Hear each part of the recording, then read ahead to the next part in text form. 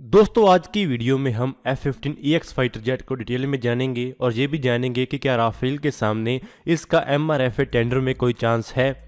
F-15EX F-15 fighter jet का एक upgraded version है जिसके लिए अमेरिकन एयरफोर्स ने ऑर्डर दे दिया है।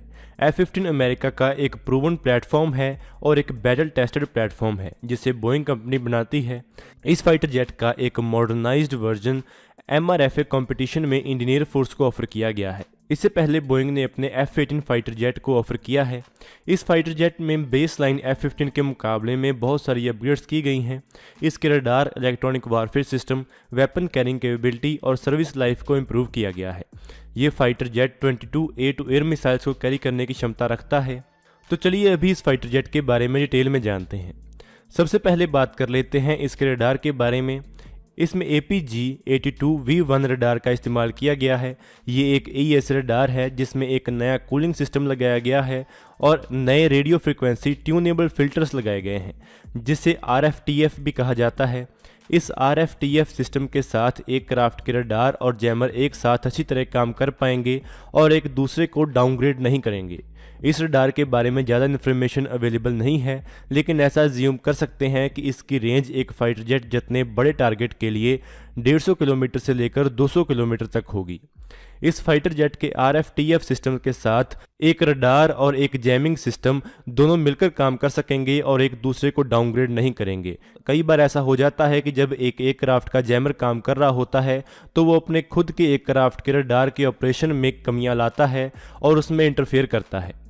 इसके एवियोनिक्स के बारे में अगर हम बात करें तो इसमें eagle passive active warning survivability system का इस्तेमाल किया जाएगा। ये एक इलेक्ट्रॉनिक वारफेयर और थ्रेट आइडेंटिफिकेशन सिस्टम है। ये एक बहुत ज़्यादा पावरफुल इलेक्ट्रॉनिक वारफेयर सिस्टम है। इसमें नई कॉकपिट डिस्प्लेस यूज़ की जाएंगी। इसके कॉकपिट को भी अपग्रेड किया जाएगा। इसमें एक टेरेन फॉलोइंग रडार इस्तेमाल किया जाएगा जिसकी मदद से पायलट बहुत लो फ्लाई कर सकेगा। इसके टारगेटिंग पॉड में एक लेज़र डेजिग्नेटर होगा और एक ट्रैकिंग सिस्टम होगा जिसकी रेंज 10 माइल्स की होगी।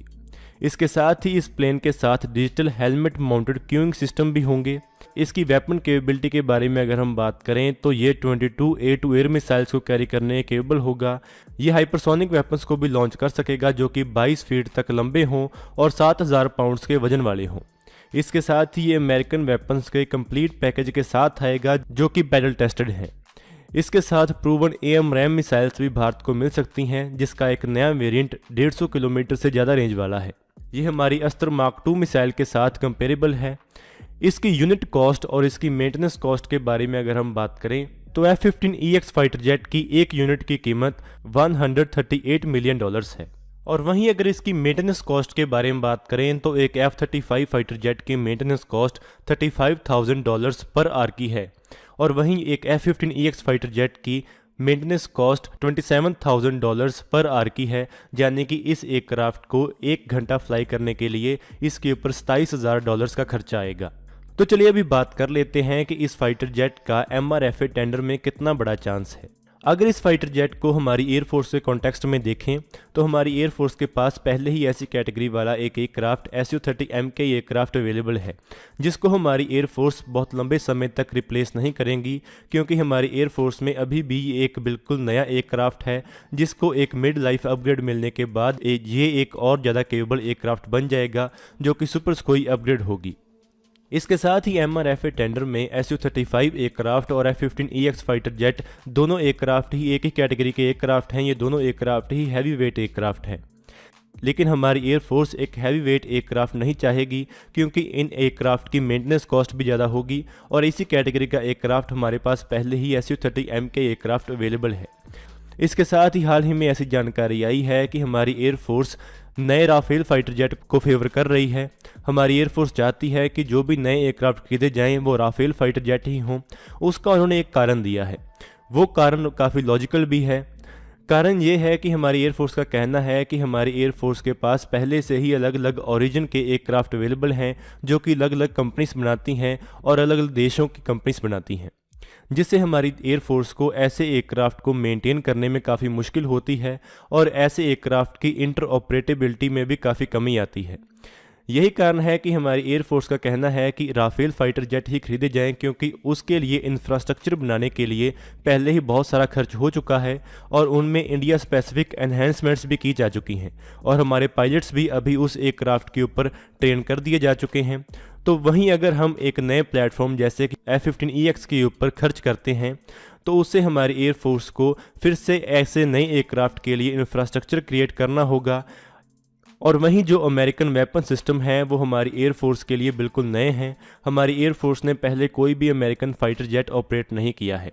इसके साथ ही हमारी इन्वेंटरी में ज़्यादा वेपन सिस्टम रशियन ओरिजिन और इजरायली ओरिजिन के हैं, तो रशियन वेपन सिस्टम के साथ ऐसे एयरक्राफ्ट का इस्तेमाल कर पाना बिल्कुल मुश्किल होगा और यही कारण है कि हमें इस एयरक्राफ्ट के लिए बिल्कुल नए तौर पर नए अमेरिकन वेपन सिस्टम खरीदने पड़ेंगे जो कि काफ़ी महंगे होंगे। और एक पहले से ही महंगे एयरक्राफ्ट और उसके साथ ही महंगे वेपन पैकेज को अगर मिला दिया जाए तो ये बहुत महंगा सौदा एयरफोर्स के लिए होगा और यही कारण है कि हमारी एयरफोर्स नए राफेल फाइटर एयरक्राफ्ट को ही फेवर कर रही है और F-15EX फाइटर जेट के खरीदे जाने के चांस बहुत कम हैं। लेकिन यहाँ पर हम ये भी जानते हैं कि जो भी मिलिट्री परचेजेस की जाती हैं वो स्ट्रेटजिक रिलेशंस को ध्यान में रखकर की जाती हैं।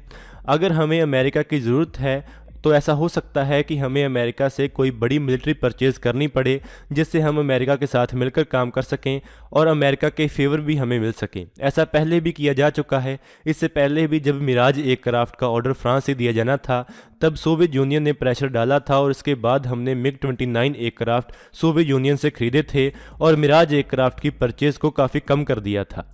ऐसा यहाँ पे भी हो सकता है और ऐसा भी पहले हो चुका है कि एयरफोर्स कोई एयरक्राफ्ट चाहती थी और हमारी पॉलिटिकल लीडरशिप ने किसी और एयरक्राफ्ट का ऑर्डर दिया था। ऐसा हुआ था कि हमारी एयरफोर्स चाहती थी कि साब विजन एयरक्राफ्ट खरीदा जाए, लेकिन हमारे जो स्ट्रेटजिक रिलेशंस थे वो सोवियत यूनियन के साथ बहुत अच्छे थे तो हमने एक सोवियत फाइटर जेट को फेवर किया था। तो अभी ऐसा बिल्कुल नहीं कहा जा सकता है कि जो नए फाइटर एयरक्राफ्ट का ऑर्डर दिया जाएगा वो कौन सा होगा, लेकिन अभी राफेल फाइटर एयरक्राफ्ट के चांसेस बहुत ज़्यादा हैं और F-15EX फाइटर जेट के चांसेस बहुत कम हैं। तो दोस्तों आज की इस वीडियो में इतना ही। अगर आपको ये वीडियो अच्छी लगे तो आप इसको जरूर लाइक और शेयर करें। Thanks for watching this video. जय हिंद, जय भारत।